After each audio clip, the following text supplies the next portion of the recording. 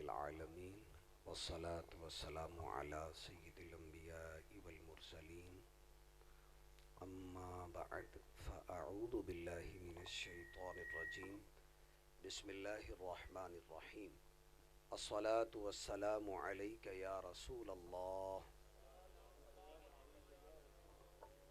وعلى آلك وأصحابك يا حبيب الله الصلاة والسلام عليك يا نبي الله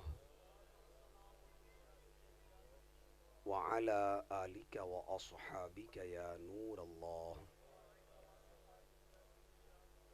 حضور نبی رحمت شفیع امت صلی اللہ علیہ وآلہ وسلم کا فرمان عالی ہے، صلو علیہ صلی اللہ علیکم. اس کا ترجمہ ہے، پیارے آقا علیہ السلام فرماتے ہیں کہ مجھ پر درود بھیجو، اللہ تم پر رحمت نازل فرمائے گا. اللہ کریم ہم سب کو حضور نبی آخر الزماں سرور کائنات شاہ موجودات صلی اللہ علیہ وآلہ وسلم پر کثرت کے ساتھ محبت کے ساتھ درود و سلام پیش کرتے رہنے کی توفیق نصیب فرمائے. اللہ کریم ہم سب کا یہاں اس محفل میلاد میں شریک ہونا اپنی بارگاہ عالی کے اندر قبول کر لے اور اچھی نیتوں کے طفیل ہمارے لیے کفارہ سیئات بن جائے، بخشش کا سبب بن جائے. اس نیت کے ساتھ بھی مجھے اور آپ کو سب کو یہاں بیٹھنا ہے. حدیث قدسی ہے، اللہ پاک فرماتا ہے لا یشقا بہم جلیسہم، جو میرے پیاروں کے بیچ میں آ کے بیٹھ جاتا ہے، یہ ایسے جلیس ہیں، یہ ایسے ساتھی ہیں کہ ان کے پاس آنے والا بدبخت نہیں رہتا، اللہ اس کے صدقے اس آنے والے کو بھی بخش دیتا ہے. تو اس اچھی سوچ کے ساتھ ہم یہاں پر بیٹھیں کہ کیا عجب کس کی کون سی ادا اللہ کریم جل جلالہ کو پسند آ جائے اور ہمارے لیے بخشش کا ذریعہ بن جائے. بنیادی گفتگو کا موضوع تو میرا ہے شریعت مطہرہ کی پاسبانی. ادخلوا فی السلم کافہ، اسلام میں پورے آ جاؤ. ان الدین عند اللہ الاسلام، اللہ کے ہاں ایک ہی دین معتبر ہے اور وہ ہے دین اسلام. لیکن کلام اور بیان کے آغاز میں ایک تعلق اور ایک ریلیشن خواجہ غریب نواز خواجہ معین الدین چشتی اجمیری رحمۃ اللہ علیہ کا 14ویں صدی کے مجدد اعظم امام احمد رضا خان سچے عاشق رسول کے ساتھ، خواجہ غریب نواز کے ساتھ اعلیٰ حضرت کی والہانہ محبت، اس سے گفتگو لے کر چلوں گا اور آگے چل کے شریعت مطہرہ کی پاسبانی، اپنے جذبات کو شریعت کے تحت رکھ کر زندگی گزارنے کا درس. ہم جتنے آئے ہیں یہاں پر ایک تعداد ہے، نوجوان بھائی بیٹھے ہیں، چھوٹے بچے بھی ہیں، بزرگ بھی ہیں، سفید داڑھیوں والے، اہل خانہ بھی ہو سکتا ہے سن رہے ہوں. تو اس سب کے لیے ایسی چیزیں ہوں گی کہ جو لائف چینجنگ ہو، انسان کی زندگی کے اندر مثبت ایک اچھا اثر یہ چیزیں چھوڑیں.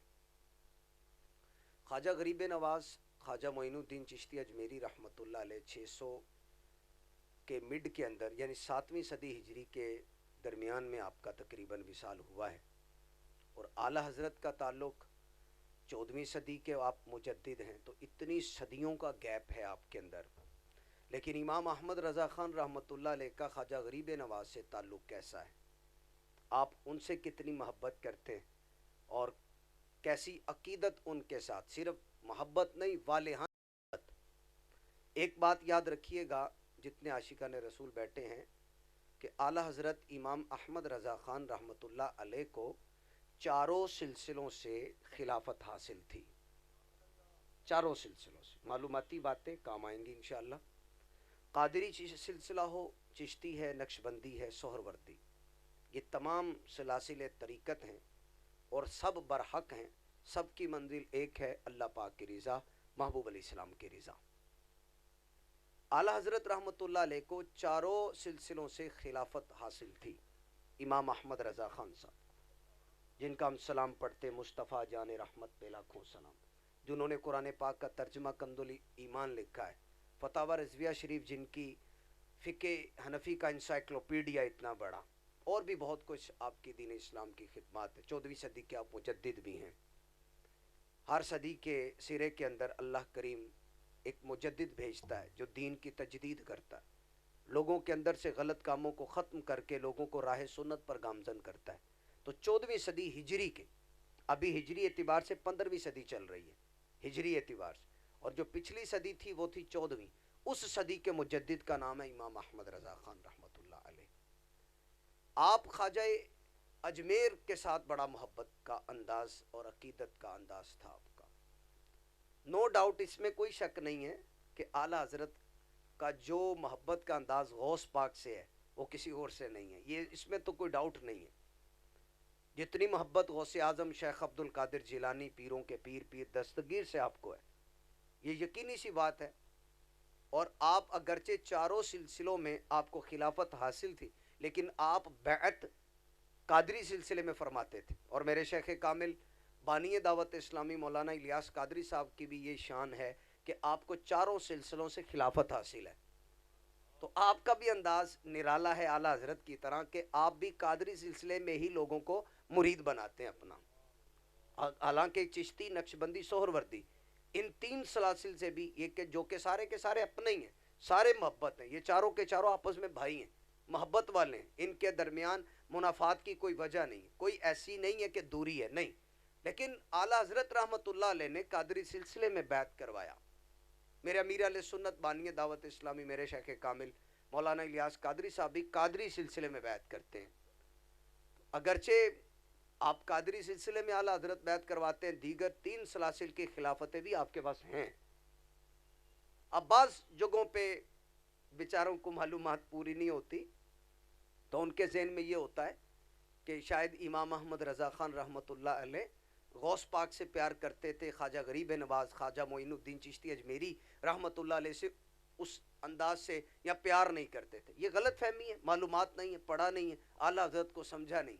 मैं आपके सामने 3 चीज़ें आला हज़रत की रखता हूँ, कोशिश कीजिएगा याद रखिएगा।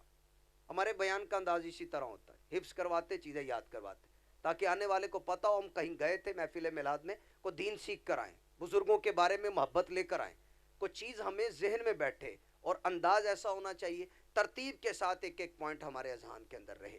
पहली बात, 2 मकामात हैं फतावा रज़विया शरीफ से, जिल्द 15 और जिल्द 29, ये जिल्दें याद कर लें, वॉल्यूम नंबर 15, वॉल्यूम नंबर 29, इनके अंदर से एक मकाम पर आला हज़रत रहमतुल्लाह अलैह से एक सवाल, साइल ने सवाल किया कि क्या गौसे आज़म शेख अब्दुल कादिर जिलानी रहमतुल्लाह अलैह को दस्तगीर कहना जायज़ है।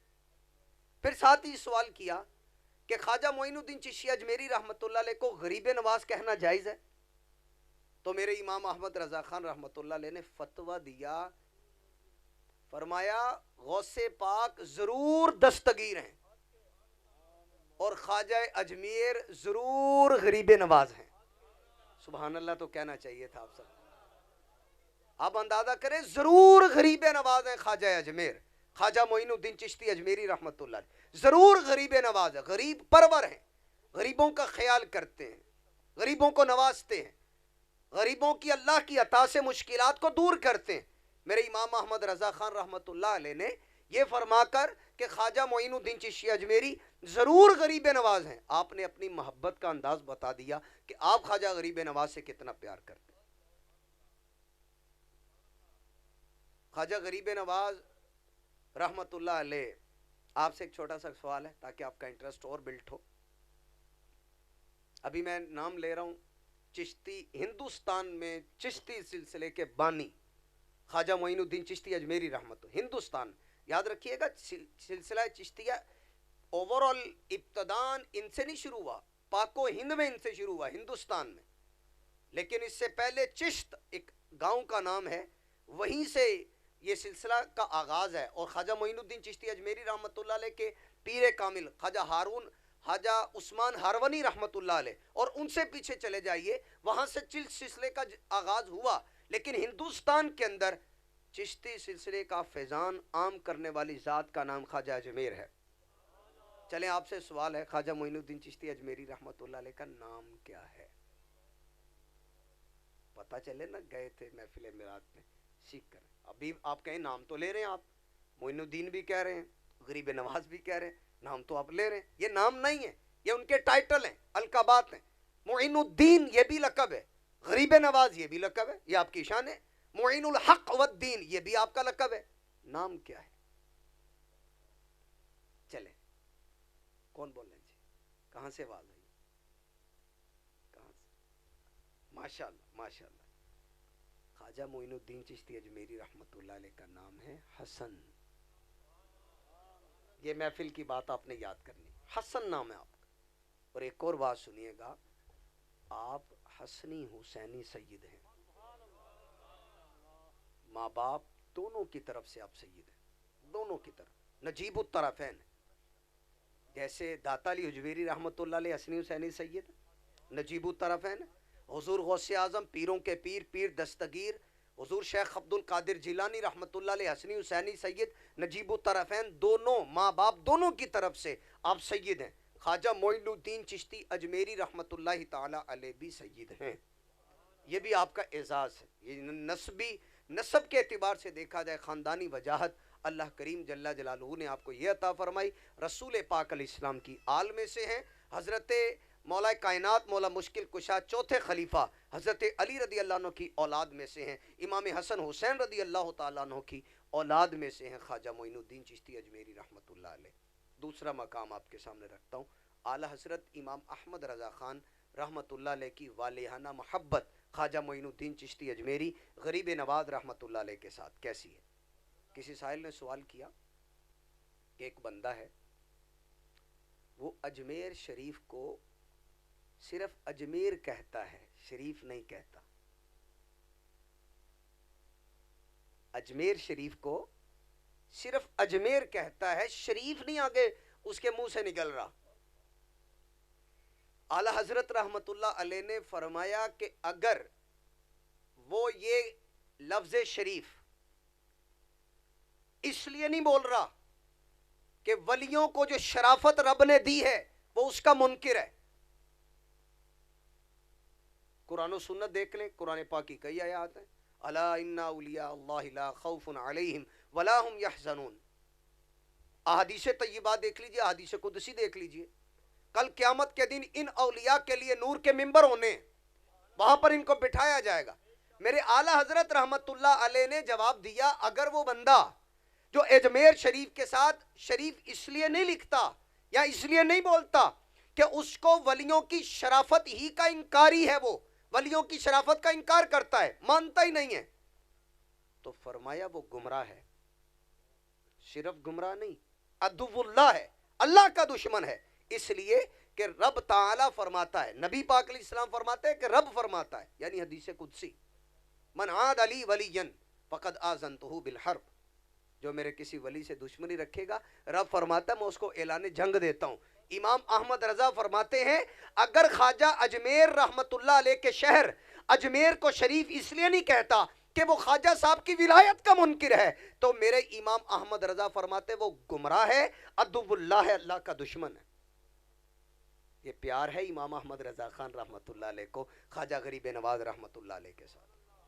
اور پھر فرمایا اگر یہ نیت نہیں ہے، یعنی ولی کو مانتا ہے، ولیوں سے پیار کرتا ہے، ان کی شرافت بھی مانتا ہے، رب نے جو مقام مرتبہ دیا سب مانتا ہے، لیکن سستی ہو گئی، اجمیر اجمیر کرتا رہتا ہے، شریف نہیں کہتا، تو میرے امام احمد رضا فرماتے بڑا ہی بے برکت ہے، بڑا ہی بے برکت ہے، نام ہی نہیں لے رہا، شریف ہی نہیں کہہ رہا. اللہ کے بندے اجمیر کو شریف کیوں کہہ رہے ہو؟ وہاں اللہ کے ولی آرام کر رہے ہیں، ہم ان کی نسبت کے ساتھ اجمیر کو شریف کہتے ہیں. جب نسبت ولیوں کی لگ جاتی ہے تو رب تعالیٰ اس شہر کو بھی شرافت عطا فرما دیتا ہے. بس نیت کر لے جب بھی بزرگوں کے شہروں کا نام لے تو ساتھ میں، جیسے ہم ملتان شریف کہتے ہیں، کیوں مدینہ الاولیاء ہے، وہاں وہ ان کو اولیاء کا شہر کہا جاتا ہے ملتان کو. یہ مرکز الاولیاء لاہور، یہاں بھی ولیوں کا مرکز ہے. اور بڑی ہستی ہمارے داتا علی حجویری رحمۃ اللہ علیہ، جب آپ باہر جاتے ہیں لوگوں کو بتاتے ہیں جی آپ داتا نگر سے آئے ہو، داتا کے شہر سے آئے ہو، لاہور سے داتا صاحب کی طرف منسوب کرتے ہیں.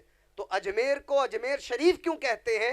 وہاں اللہ کے ولی خواجہ غریب نواز رحمت اللہ علیہ آرام فرما ہیں۔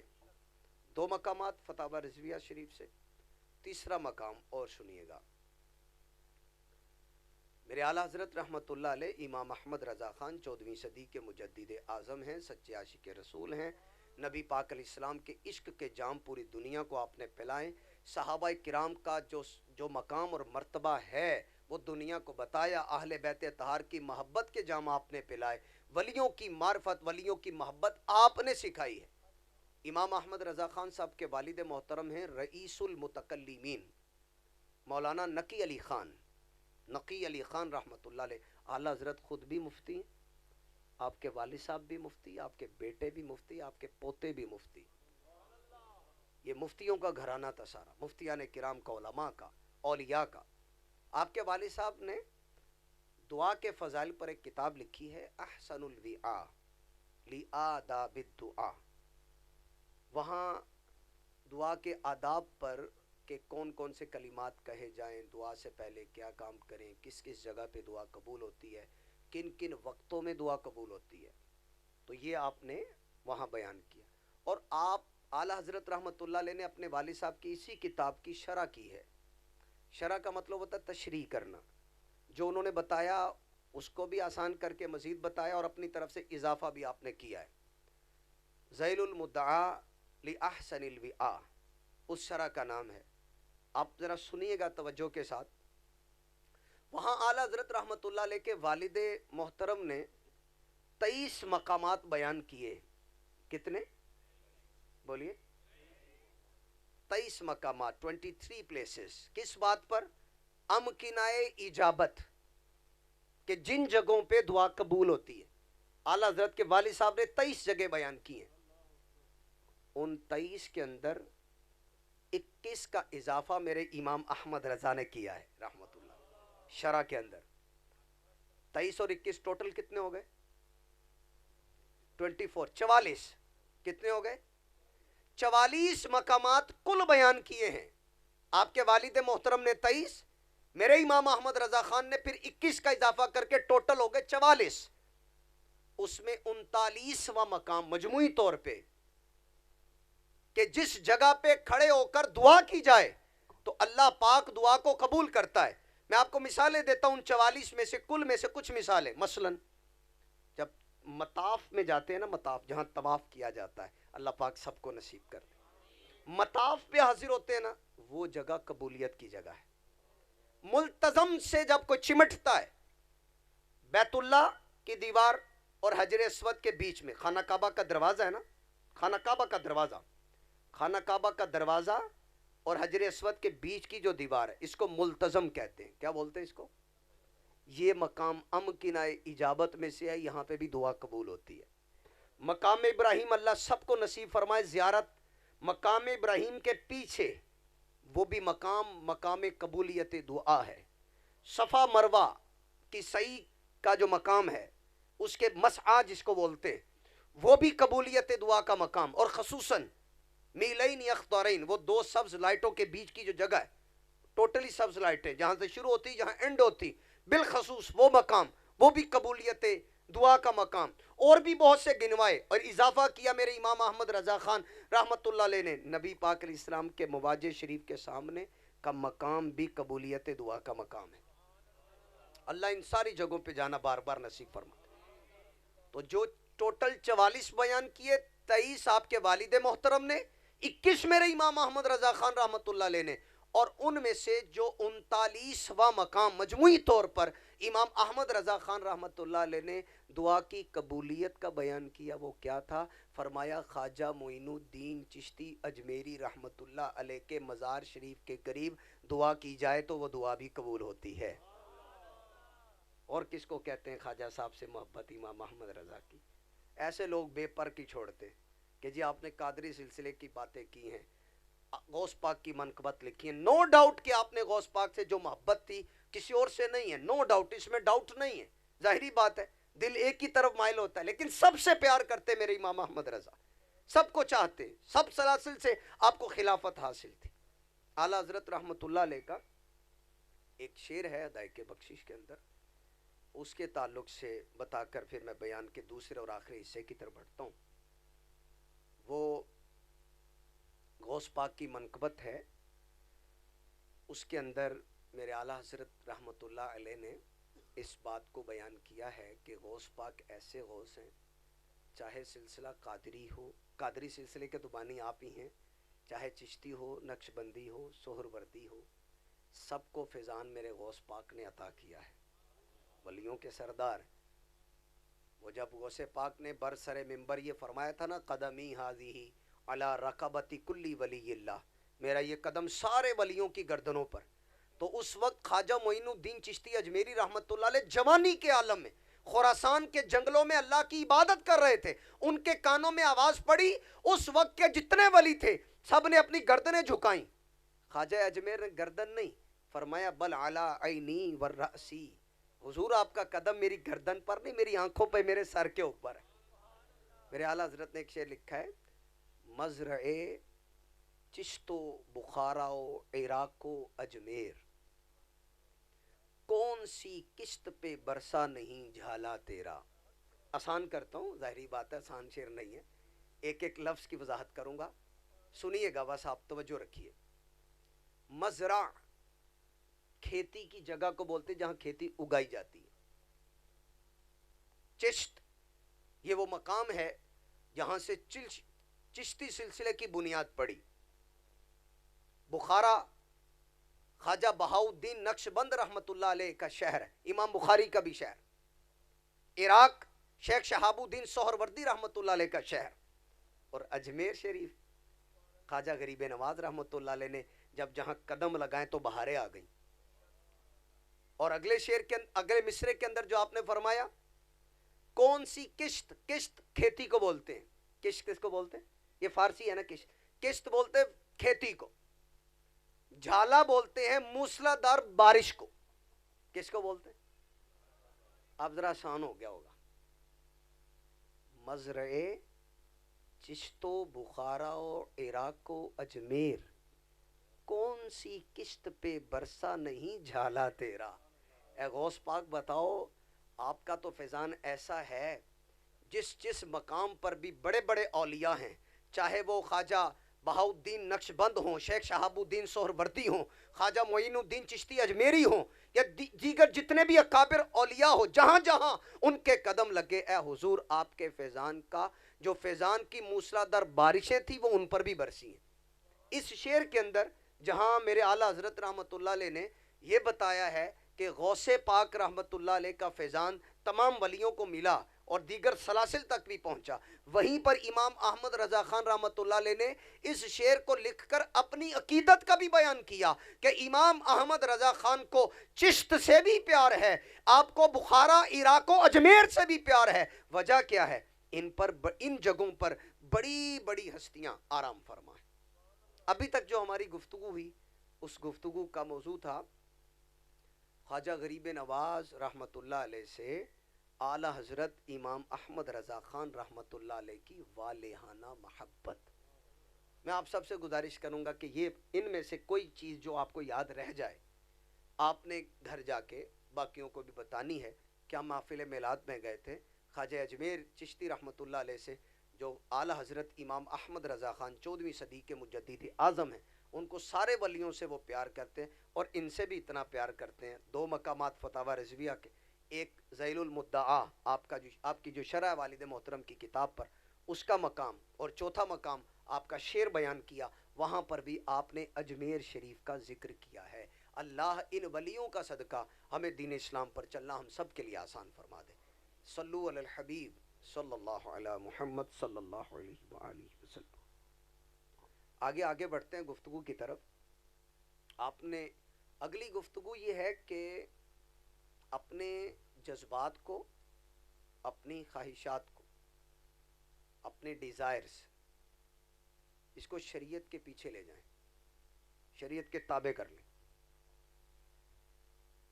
بعض اوقات کوئی لوگ کہتے ہیں جی میرا وجدان کہتا ہے، کوئی کہتا ہے میرا ذوق کہتا ہے، میری طبیعت کہتی ہے، میرا دل کہتا ہے، میرا ماننا یہ ہے۔ تیرا ماننا کوئی حیثیت نہیں رکھتا قرآن و سنت کے آگے۔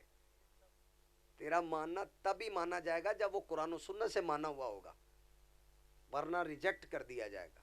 اس کی آپ کو میں مثال دیتا ہوں۔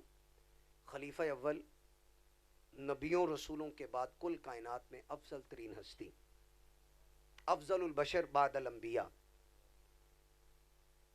حضرت سیدنا ابو بکر صدیق رضی اللہ عنہ کی زندگی مبارکہ سے کہ اگر میں نے آپ نے ہم سب نے شریعت کی پاسبانی سیکھنی ہے کہ شریعت سب سے اوپر ہے، آپ کے جذبات شریعت کے نیچے رہنے چاہیے۔ ایک دو لفظ انگلش کے اندر بولے جاتے ہیں، ایک لفظ بولا جاتا ہے آئی کیو اور ایک بولا جاتا ہے ای کیو۔ آئی کیو کے اندر انسان کی ذہانت چیک کی جاتی ہے، ای کیو کے اندر یہ کی جاتی ہے کہ یہ جذبات کو کنٹرول میں رکھتا ہے کہ نہیں رکھتا۔ ایموشنل کوشنٹ، جذبات اس کے دبے ہیں، کنٹرول ہے کہ جذبات کی رو میں بہ جاتا ہے اور اس کو یہ بھی نہیں پتا چلتا شریعت کی کیا کیا کہہ رہی ہے شریعت۔ اس کی مثال خلیفہ اول افضل البشر بعد الانبیاء، نبیوں رسولوں کے بعد کل کائنات میں افضل حضرت ابو بکر صدیق رضی اللہ عنہ کی ذات سے۔ موطا امام مالک حدیث کی کتاب ہے، یہ کتاب بخاری شریف سے بھی پہلے کی ہے۔ کب سے ہے؟ بخاری شریف سے بھی پہلے کی یہ حدیث کی کتاب ہے، الموطا امام مالک کی ہے۔ اس کے اندر ہے کہ حضرت ابو بکر صدیق رضی اللہ عنہ نے اپنی شہزادی، ہماری ماں، امت کی ماں، سیدہ عائشہ صدیقہ طیبہ طاہرہ عفیفہ فقیہہ عالمہ مفتیہ زاہدہ عابدہ ستھری پاک بی بی، یہ لفظ بول دیں ستھری۔ جب بھی سیدہ عائشہ صدیقہ رضی اللہ عنہ کا نام لے تو یہ بولا کرے ستھری پاک بی بی۔ ستھری پاک بی بی ایسی ستھری پاک ہیں کہ ان کی پاکی پر اللہ پاک نے قرآن پاک کے اندر 17 آیتیں نازل فرمائی ہیں۔ تو جن کی پاکی میں رب نے 17 آیتیں نازل فرمائی، تو جب ان کا نام ذکر کیا جائے تو یوں کہنا چاہیے نا، ستھری پاک بی بی سیدہ عائشہ صدیقہ رضی اللہ عنہ۔ ہمیشہ زندگی کا دستور بنا لیں، ہماری ماں ستھری پاک، وہ جہنم کی طرف دوڑ کر جانا چاہتا ہے جو ہماری ماں ستھری پاک بی بی کی طرف غلط بات کو منسوب کرتا ہے، وہ دوڑ کر جہنم میں جانا چاہتا ہے، دوڑ کر۔ جن کی شان میں 17 آیتیں رب اتارے، کیسی ستھری پاک ہوں گی وہ۔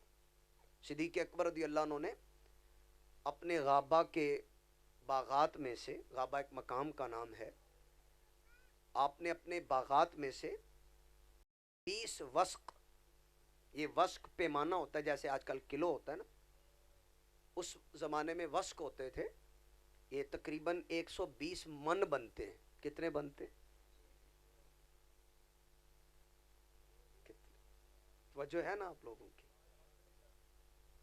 اس کے بعد 2 حدیثیں بتا کے گفتگو ختم کر رہا ہوں۔ 20 وسق تقریباً 120 من بنتے ہیں۔ آپ نے اپنی شہزادی ستھری پاک بی بی عائشہ رضی اللہ عنہ کو فرمایا، بیٹی یہ 20 وسق کھجوریں 120 من کے قریب اتار لو، یہ تمہاری ہیں۔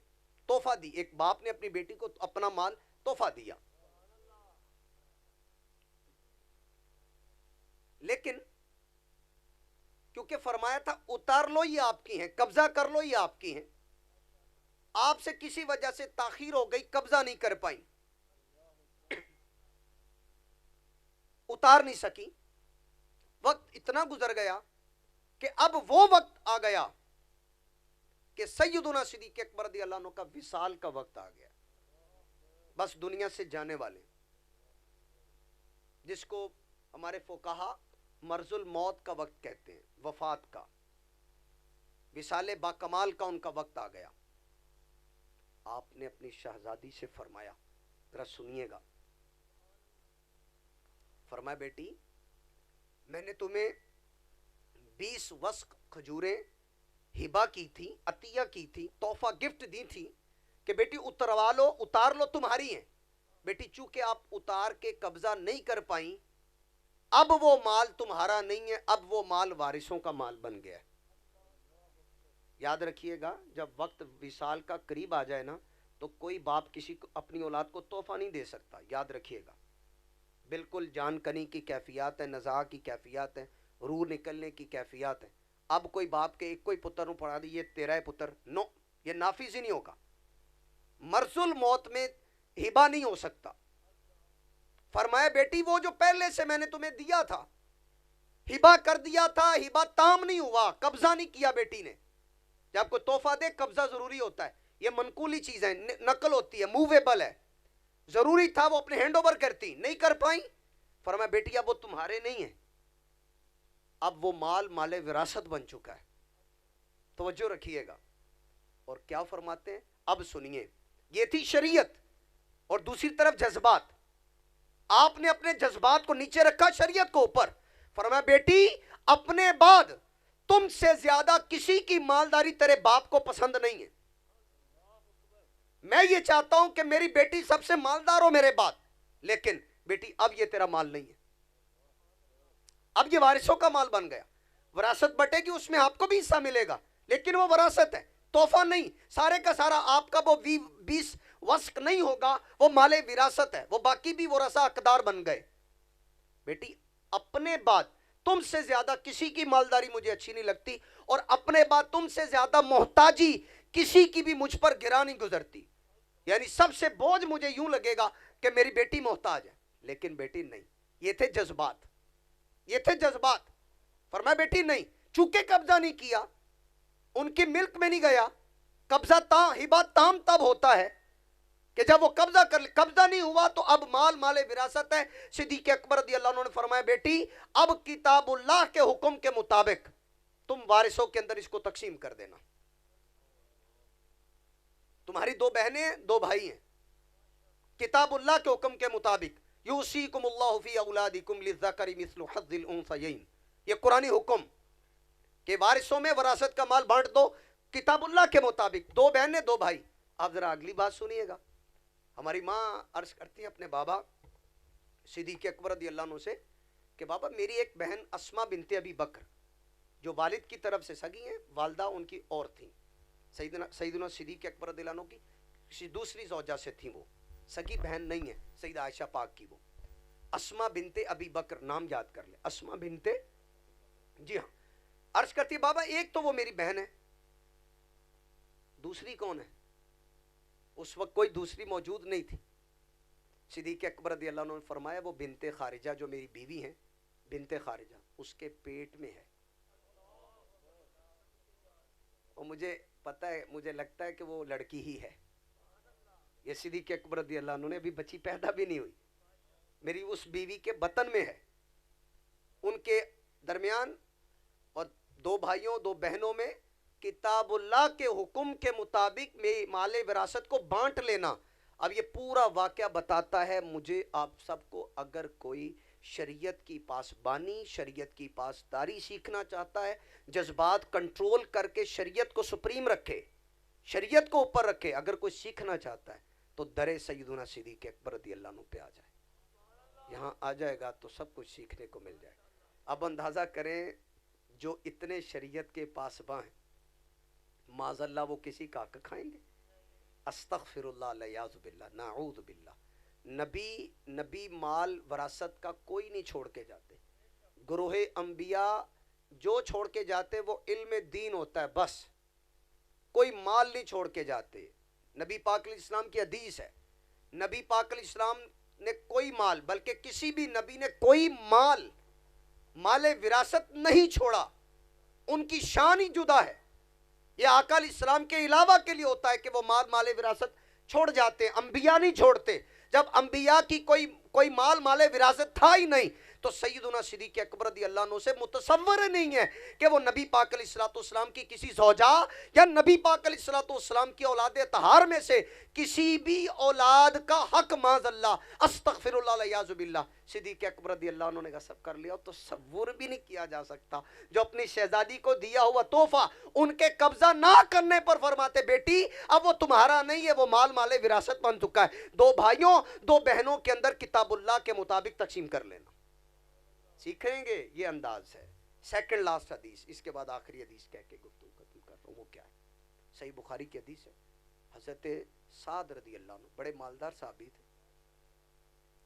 इनका पता लेने नबी पाक अलैहिस्सलाम तशरीफ लाए और फरमाया, अर्ज करते हैं आका मुझे लगता है कि इस मर्ज में मेरा इंतकाल हो जाएगा।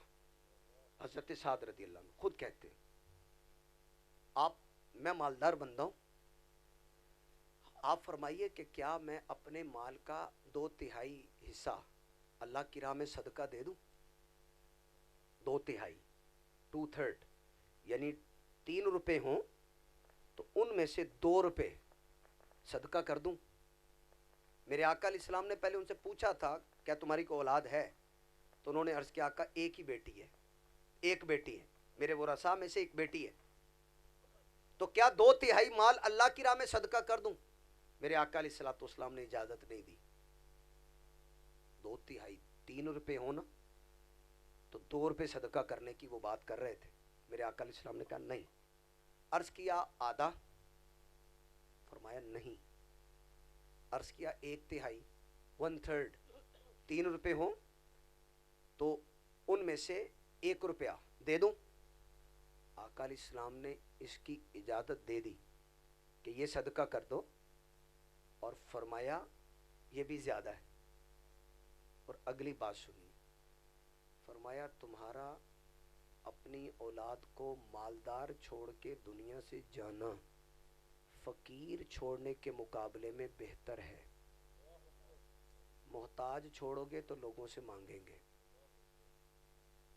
और फरमाया जो तुम लुकमा अपनी बीवी के मुंह में डालते हो अल्लाह इस पर भी तुम्हें सवाब अता फरमाएगा। यह है दीन, यह है शरीयत। 2/3 की बात की थी, मेरे आका ने मना कर दिया, नहीं बेटी है तुम्हारी उसको भी देना है।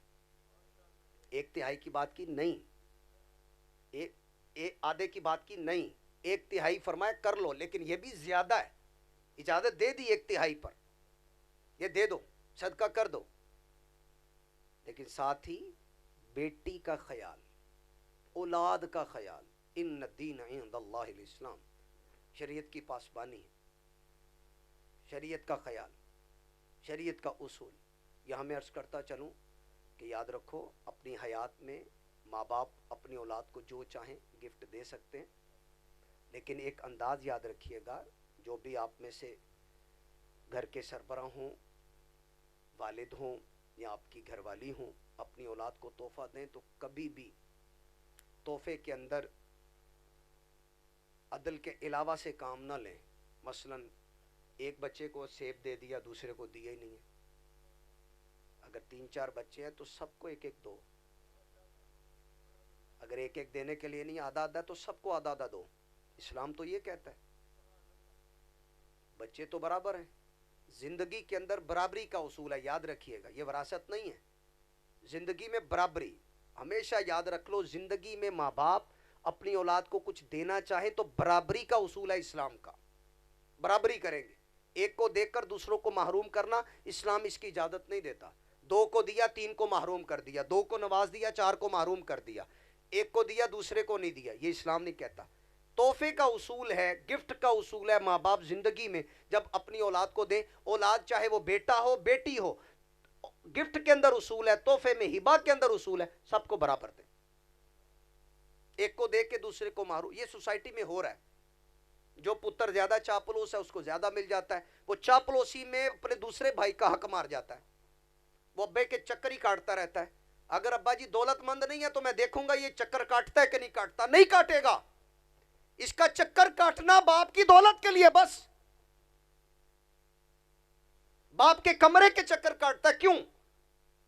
दौलत, बस। इसको बाप से गरज नहीं है, याद रखिएगा। یہ ایسی حقیقت ہے، کڑوی بات ہے یہ، کڑوی لیکن ہے سچ. باپ کو سمجھنا چاہیے کہ جب گفٹ دینا ہے تو سب کے لیے برابری، چاہے بیٹی ہو بیٹا ہو، نہیں دینا تو کسی کو نہ دیں، دینا تو پھر سب کو دیں.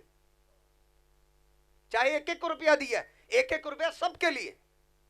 ایک بچہ بعض اوقات باپ کی بات نہیں مان رہا ہوتا، نافرمانی کر رہا ہوتا ہے، وہ گناہگار ہے. باپ کی نافرمانی کر کے وہ گناہگار ہے، اس کو توبہ کرنی ہے، باپ کی بات ماننی ہے. لیکن باپ کا بھی یہ انداز ٹھیک نہیں ہے کہ اس کو وہ محروم کر رہا ہے. ہاں اگر یہ پتا ہے پیسے دوں گا شراب پی لے گا تو نہ دے، پیسے دوں گا جوا کھیلے گا 1 روپیہ نہ دے، پیسے دوں گا ہوا میں اڑا دے گا 1 روپیہ نہ دے. لیکن اگر ایسا نہیں ہے، ویسے آپ کی کوئی اور بات اس نے نہیں مانی، تحفے کی بات آئے گی تو تحفہ برابر ہے. یہ سوسائٹی کے اندر یہ وہ چیز ہو رہی ہے کہ ماں باپ کو 1-2 بچے ہائی جیک کر لیتے ہیں اور بقیہ کو محرومی کی طرف لے جاتے ہیں. ماں باپ 1-2 کے ہاتھوں مجبور ہو جاتے ہیں فیصلے کرنے کے اوپر. نہیں، گفٹ دیں سب کو اکول، یہ اسلام کا اصول ہے. اپنی اولاد کا خیال رکھنے کا یہ ہمیں اسلام دیتا ہے، اور اولاد پر فرض ہے اپنے ماں باپ کی بات مانے. یہاں تک علماء لکھتے ہیں باپ کوئی اعلانیہ فسق کرتا ہے، گناہ کرتا ہے، مثلا فجر نہیں پڑھتا، گناہ کا کام ہے مثلا، لیکن باپ آپ کو کوئی دوسرا کام جائز کام کہہ رہا ہے تو آپ پہ فرض ہے اپنے باپ کی بات ماننا. آپ یہ نہیں کہیں گے کہ ابو جی فجر نہیں پڑھتے میں بات نہیں مانی، نو. وہ جو دوسری بات باپ کہہ رہی ہے بیٹے میڈیسن لا دو، یہ فرض ہے آپ کے اوپر لا کے دینا، نہیں لائیں گے گناہگار ہوں گے. یہ اسلام تو یہ سکھاتا ہے. آخری حدیث پاک وہ کیا ہے؟ آپ کے دوست ہیں، آپ کے رشتہ دار ہیں، آپ گھر والی ہے، بیوی ہے، بچی ہے، بیٹی ہے، بیٹا ہے، دوست ہیں، آپ کا اپنا جسم ہے، سب کا خیال رکھنا ضروری ہے. بیلنس چلیں. اسلام ہمیں بیلنس چلنے کی بات کرتا ہے، پاسبانی کریں اسلام کی. ایک صحابی عبداللہ بن عمر، کیا نام ہے؟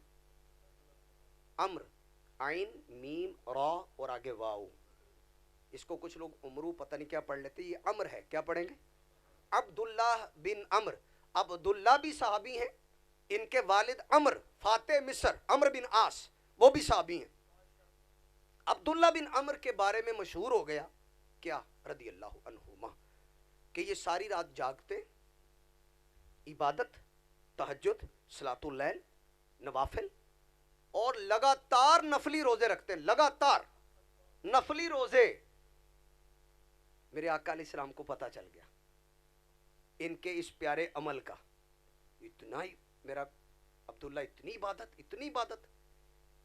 میرے آقا علیہ الصلوۃ والسلام ان کے پاس تشریف لا فرمایا، عبداللہ مجھے پتہ چلا ہے آپ راتوں کو جاگتے ہو، دن کو نفلی روزے لگاتار رکھتے ہو. عرض کیا جی ہاں.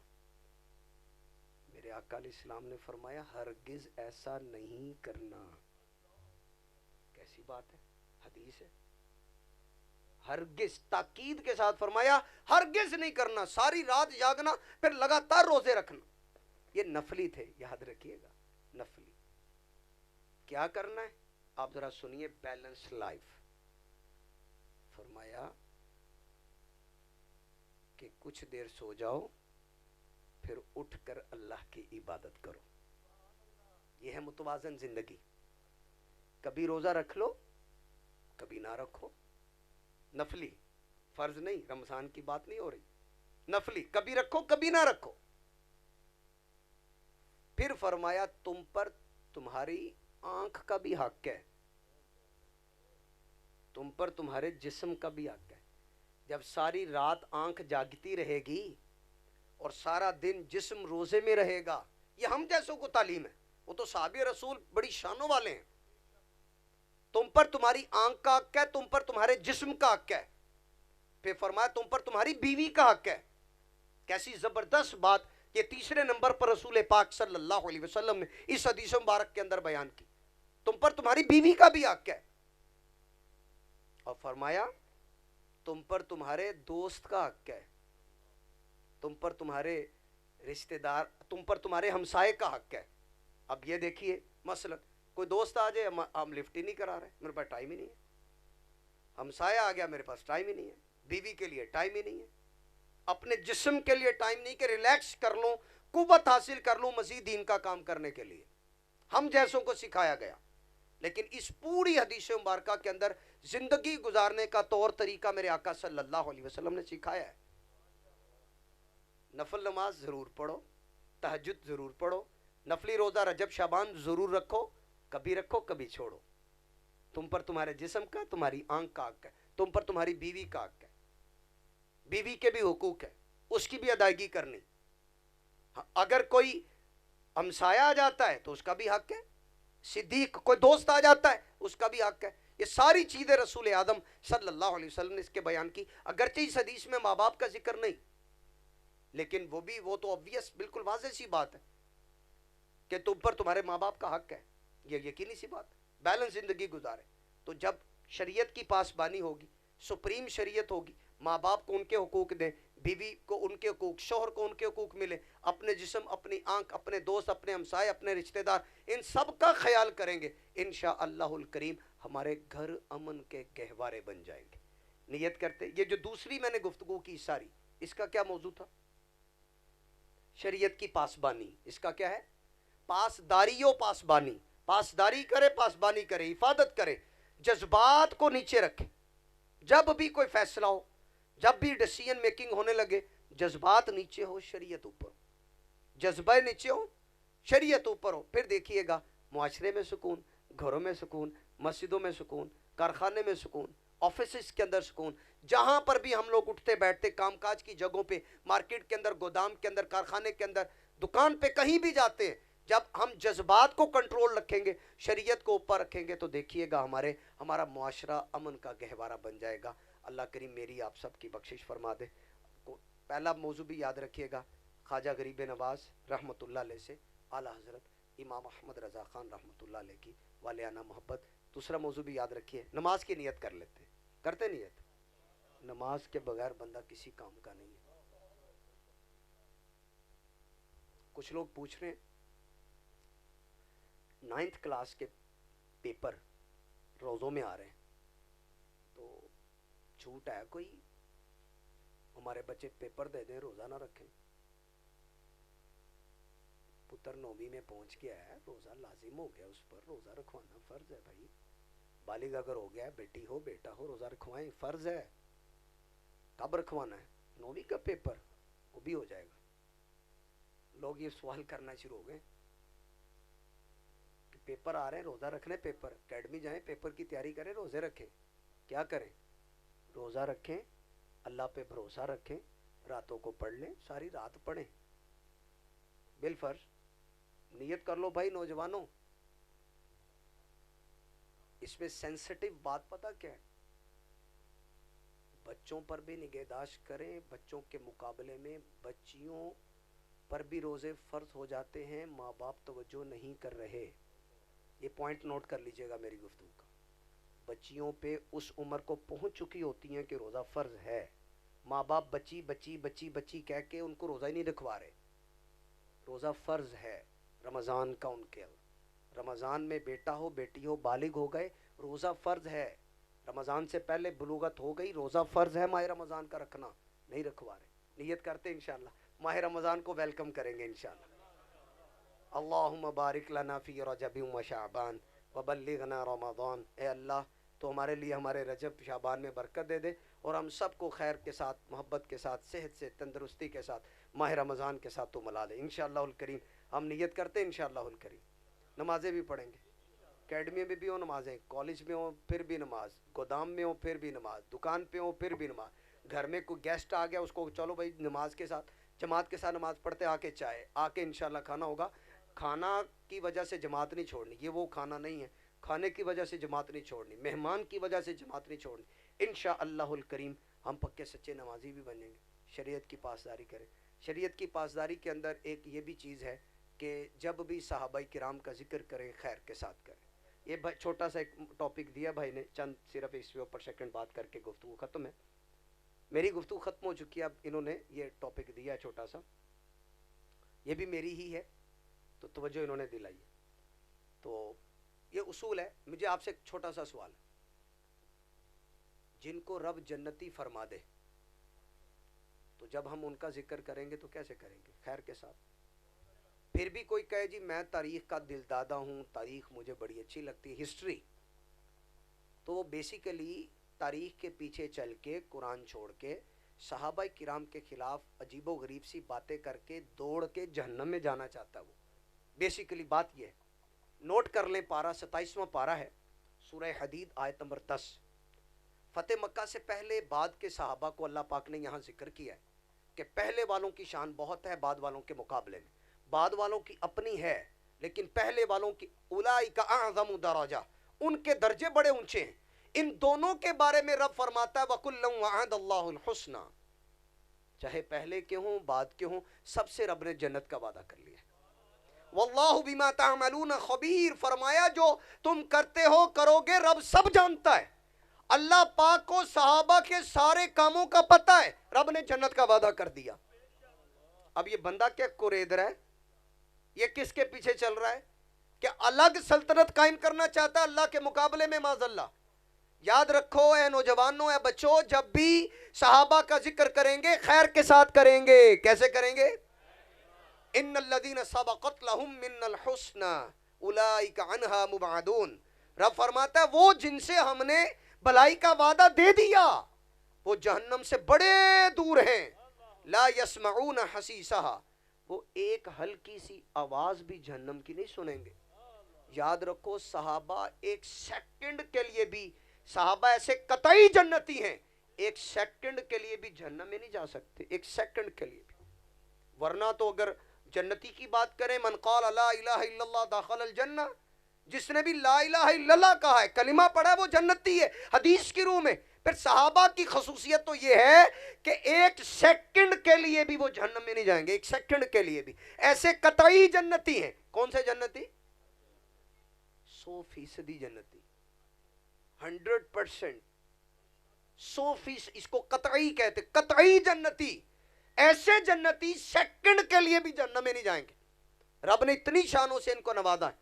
وہ سیدنا صدیق اکبر، عمر فاروق اعظم، عثمان غنی ہو، مولا علی ہوں، یہ چاروں خلفاء ہوں، اصحاب بدر ہوں، احد ہوں، بیعت رضوان والے ہوں، فتح مکہ سے پہلے بعد کے مہاجر انصار، صلح حدیبیہ، جو بھی صحابہ کرام ہیں، جو بھی صحابی رسول ہیں، وہ قطعی طور پہ جنتی ہیں. کیوں؟